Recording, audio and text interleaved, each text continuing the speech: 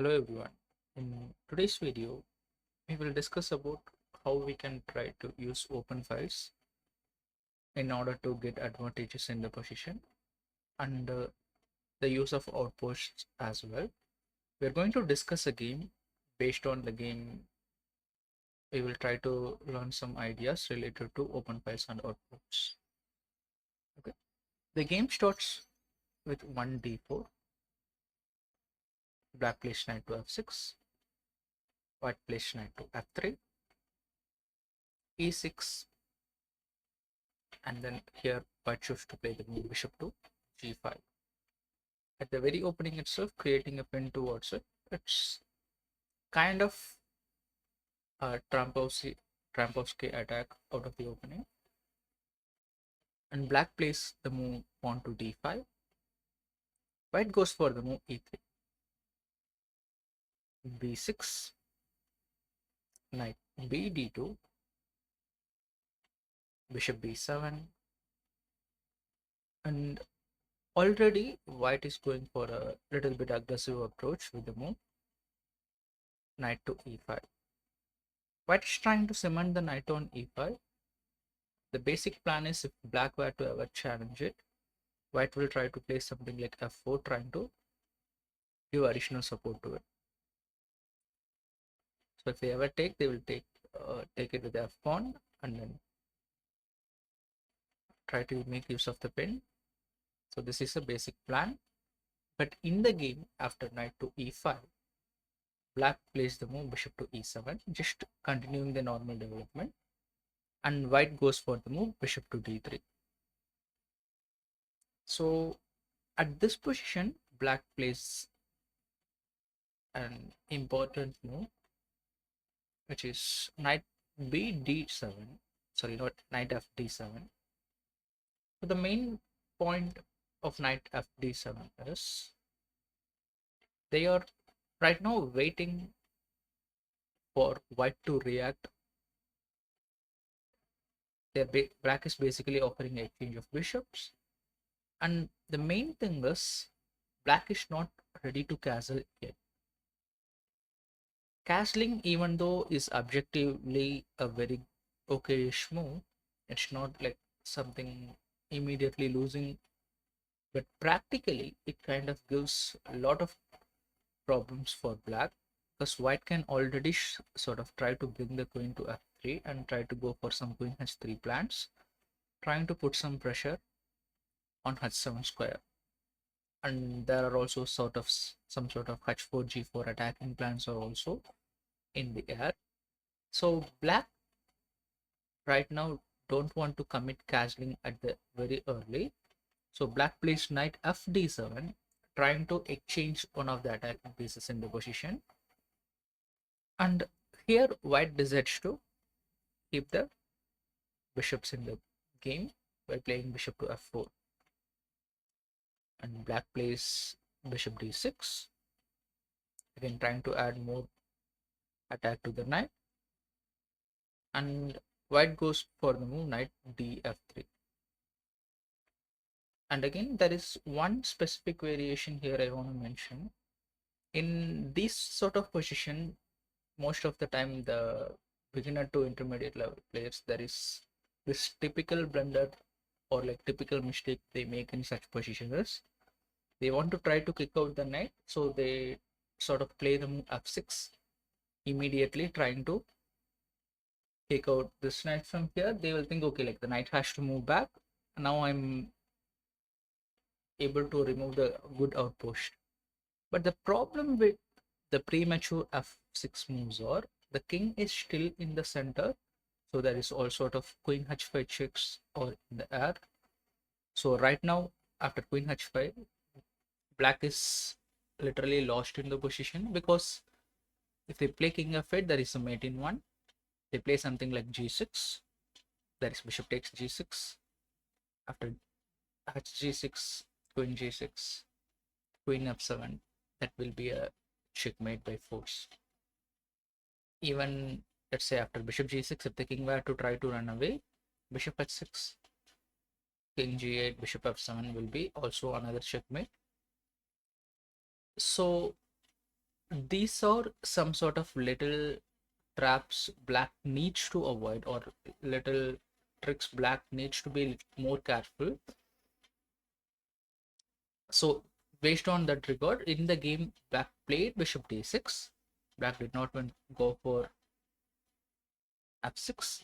That is the losing move. Black went for bishop d6, trying to add more pressure to that with the bishop itself.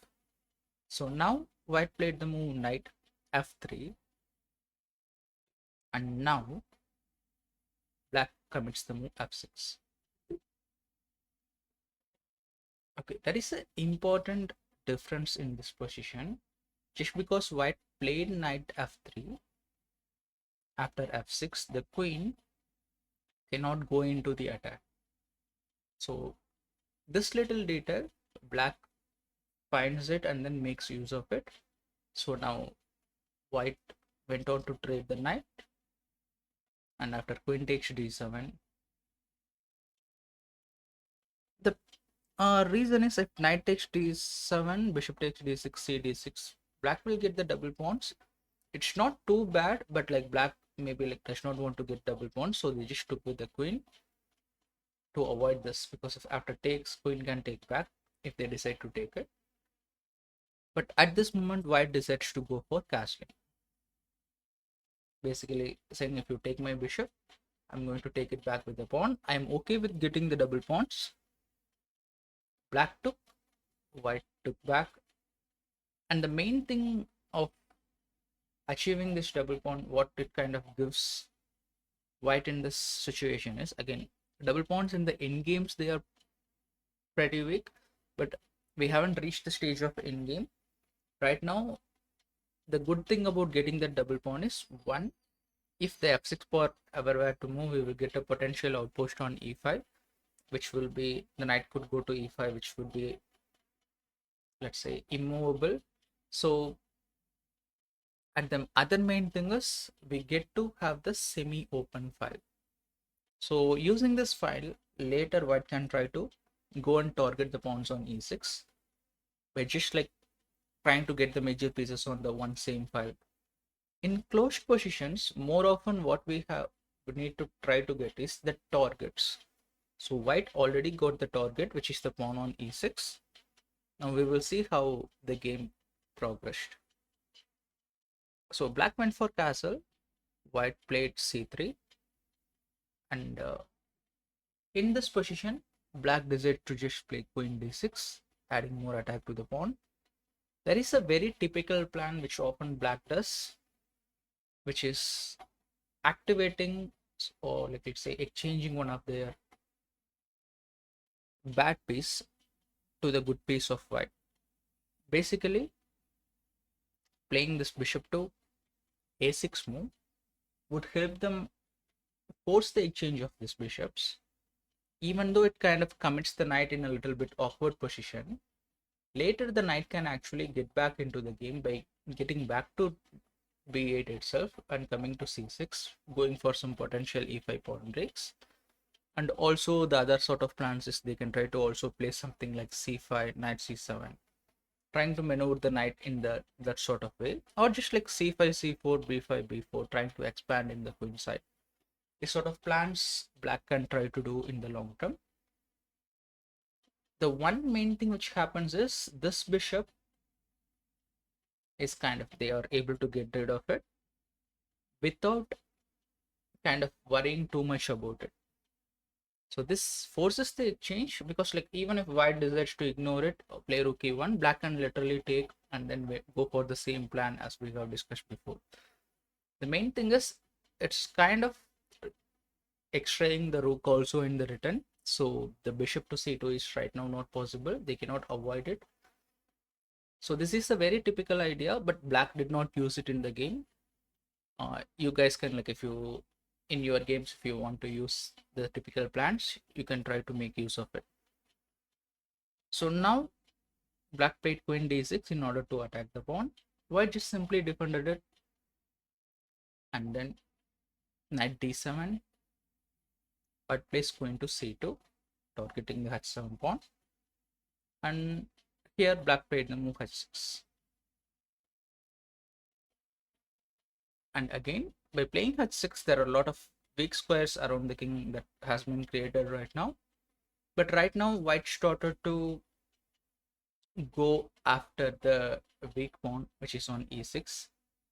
By playing rook fe1, rook fe8 to defend the pawn, rook e3. Their plan is to eventually double up and then go after the pawn. For example, if black were to just like try to play against it, all of a sudden, like rook, if white gets some rook e1 ideas, then all of a sudden some simple bishop f5 or bishop, or we could just like even play bishop g6 followed by bishop f5, so that like we can try to tickle the king and make it go to the corner, and then we will be able to easily win the pawn. So this plan is coming up after rook to e3. So black decided, okay, like I cannot allow that other rook also get into the attack. Now I am in time to try to break in the with the move pawn to e5. So black went for the move pawn to e5 straight up. But there is a little bit of a tactical issue in this position.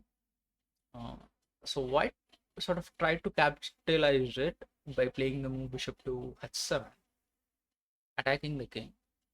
Now the king has to move to h8. Now the other rook go to e1. Now this is the important mistake at the moment. What white should have done was play the move bishop to g6. This particular move, which is attacking the rook, right now the rook has to make a decision or where they have to put the rook. If they decide to play the rook along the e file, such as like rook e6 or so, we can double up the rook slowly, and then they cannot capture the pawn because the rook will be hanging. Or if they decide to play anything like rook e7, now we will have the possibility of going knight to h4, threatening knight to f5, which is almost becomes unstoppable, because the point is, if they decide to, let's say, go rook e6, for example, now we can go for bishop f7, rook e7. Oh no, knight f5. Wait, now, okay, maybe now we even have a better version. We can also just go for a checkmate itself because the gh square is covered. I think, yeah, this would be a potential mate in the h7 square. So otherwise, like, the threat becomes like kind of almost inevitable if white were to play bishop e6, g6 at the moment. That will forcefully ask the questions to the rook, where do you want to put your rook? Wherever they place it, it's kind of in a little bit awkward way. But during the game, maybe white player might have thought of like, okay, like it kind of seems almost similar. White played rook e1, you will see what happens in the game. White played e4. White went for the same plan, bishop g6. But there is a major difference in this position. In this position, black is just afford to move the rook just to the another file. There is no one stopping them. But if the same were to happen one move before committing the rook to e1, they don't have time to afford this rook to d8 move, because that forces them to lose a pawn directly. Example here, after knight e5, knight e5, we can just like play with rook e5. We are just simply a pawn up. The bishop is well defended by the queen, and it's a technically winning position for white already, so it's much better version. So the thing which happens is, these little details, this is what white might have missed. In the game, white went for the rook e1 version. After e4, bishop g6, black is able to play the move rook to d8. Now white went for the move knight to h4, trying to like eventually plant the bishop on g6, then try to, even if in some cases some knight f8 plans are also there, but even though at the moment it seems like the position is sort of close, the rooks are not too much active, white is just a moment away from making this rook great again, because we will eventually try to get the open file. We have a simple pawn break that kind of gets that for us. We will see what happens in the game after knight to h4. Black went for knight f8, targeting the bishop, and white went for the move pawn to f5, just additionally supporting bishop c6. Right now, black plan is again like, if they are sort of feeling like the bishop is not doing too much on the queen side, so they're sort of trying to go to the e8 square and then try to exchange it for the bishop. So, but white kind of stops it tactically by playing the move pawn to f3. The plan is simple. If you take that e8 square will be controlled, right? Like it's defended twice. All three pieces will be looking at, so the bishop cannot go to e8. The plan is kind of temporarily dropped. In the game, black decides to take it. Right now, if white were to just like take it with the rook, then the bishop will come back to e8. They will try to exchange some sort of pieces and then try to play in that way. So what white did was, okay, like the two rooks are in a very well position, so I can try to get my other piece into the game.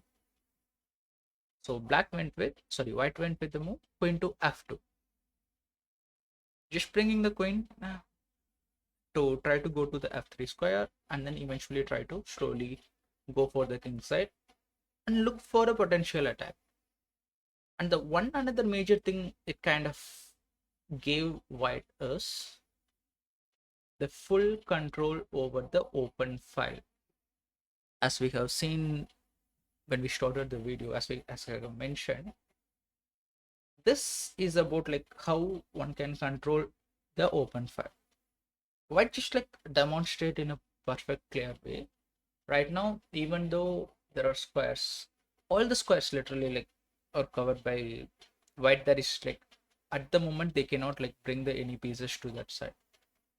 All black can try to do was exchange this for this, but like that also puts them their position in a little bit more dangerous way. So you will see what happened in the game. White was able to just like take control over the open file. Black played the move knight to h7 here, trying to bring the knight to g5 and eventually to some sort of e4, so that like at least they can get some counterplay and also stop the rooks from getting kind of extraying through the open file. But here white just took the knight with the bishop, and after king takes, white just took queen takes f3, which is a very decent looking move, very good move in a normal way. But there is a potential challenge during the game white missed, which is rook to e6. In a lot of games, we as a players also miss this kind of simple in between move ideas. There is no need for, if someone captures your piece, or you don't need to automatically think about recapturing it. If you feel like that piece is not going anywhere, you can get to play this sort of in between moves. You will be able to afford to play those moves. Using that, you can actually get a much more better positional advantage. The good thing about rook e6 is it forces the queen to go to d7. The queen cannot just leave anywhere literally. The bishop is hanging. So after this, white can just continue with the move rook e7, targeting the 7th rank, and forces the queen to all the way go back to c8.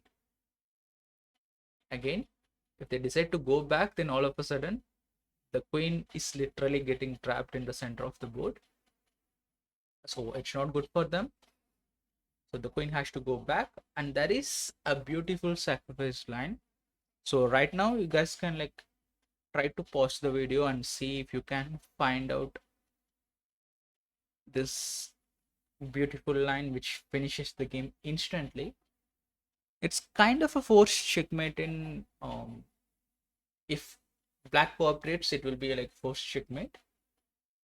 So try to find the sequence. You can try to pause the video here.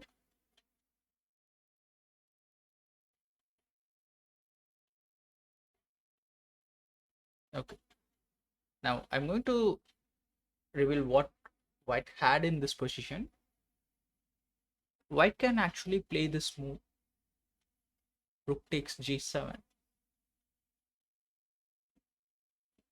After king takes g7, white can just bring in the other rook.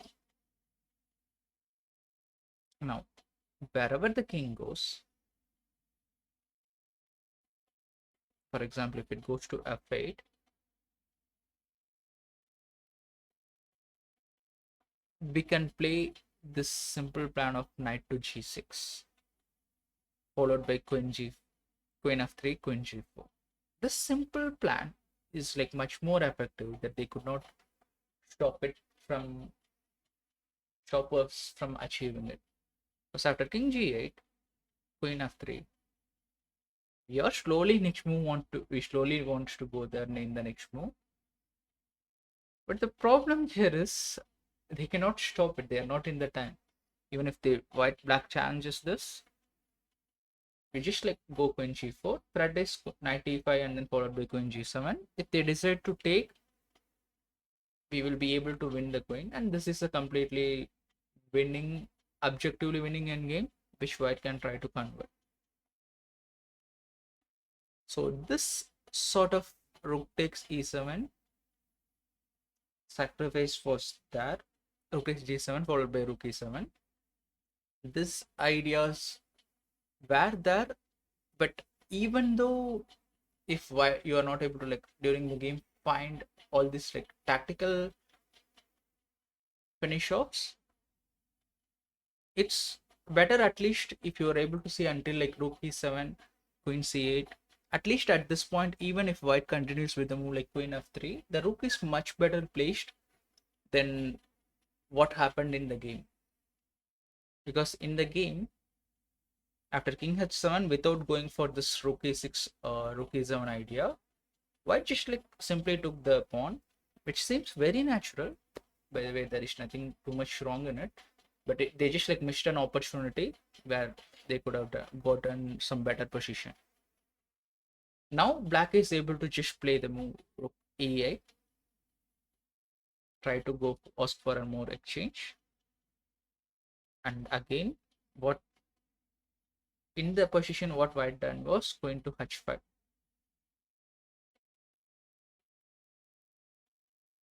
Which is trying to go after the rook, basically saying you take, I'm not interested in taking, I will try to control the open file. But the problem here is the open file control is eventually going to be gone if black is not in time to react to it correctly. So black took, white took back, and then black played queen d7. Their plan is simple. They want to bring the rook, exchange it, exchange the queens, and then eventually go for a bishop versus knight endgame. So white played queen e2, but this does not stop black's plan. It just like forces a lot more exchanges. After queen rook a8, king f2, black took, white takes with the queen, black goes with the move queen to e8. After queen takes e8, bishop takes e8. The game kind of eventually fizzled out to a draw. The players agreed to a draw kind of due to the like drawing's position. But the point here is how white was able to get the like control over the open file during the middle game, even though like kind of they were not able to finish that game off. We were just because like we analyzed that game, we were like, let's say we get to know a lot of cool ideas that are in the position, which sometimes like let's say if you get some similar positions which we could actually use, we would be able to like note down those potential tactics in the positions. So that's it. Like we will just like review the critical moments once again. One of the main critical moments is of course the starting, like in the starting to middle point, where after rook e3 e5, where white went for bishop h7 with the right sequence. After king h8, white should have brought the bishop back to g6, trying to like push some trouble to the rook directly without allowing e4. If they did that, that's where the problem we have, kind of the ideas we have seen. After knight h4, knight f5 is inevitable. Even rook a6, bishop f7 kind of. Instead of going for the double attack, we could even go for the mate as we have seen before in the variations.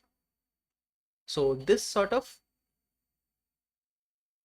helps us understand how one can kind of try to get only one open file and then try to dominate the rest of the pieces to the queen side, and how we can kind of get a potential attack also. This is the first moment, critical moment in the game. The another very important moment was this, where like let's say after the trades were happened,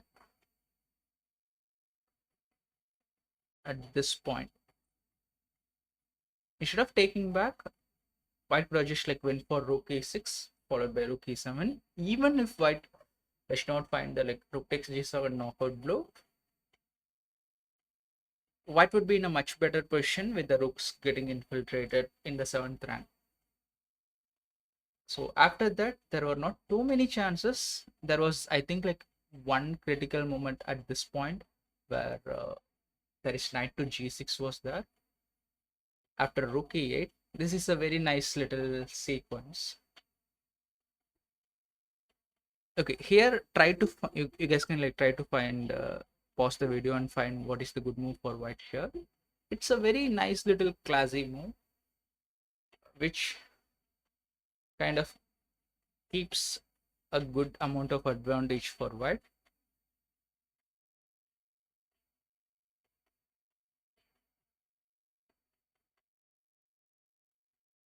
Okay, now I'm going to reveal the answer. Here what white could have done was play the move rook to e7, basically putting the rook where both of them can capture, but of course the knight is protecting. The main idea is if you were to take, white is getting the double attack and winning the queen. And to say the more things, the best move here is also to take the rook with the queen, of course, but like they have to give up the queen in order to the queen for a knight and rook. If they decide to do that, then this endgame is like already like a slightly pleasant for white. White can already like try to push for a little advantage for a long time. But the problem in keeping the queen is there is a very great line that white has here. Again, they just like ends the game instantly on the spot. That is a forced checkmate sequence. Again, one final time, try to pause the video and try to find what what white can do in this position that would make white win on the spot. That is the first checkmate sequence.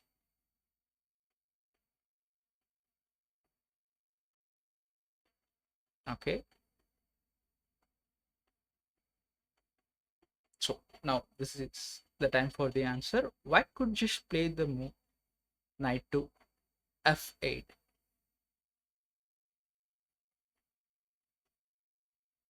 Basically a simple clearance concept. What white is saying is go away knight.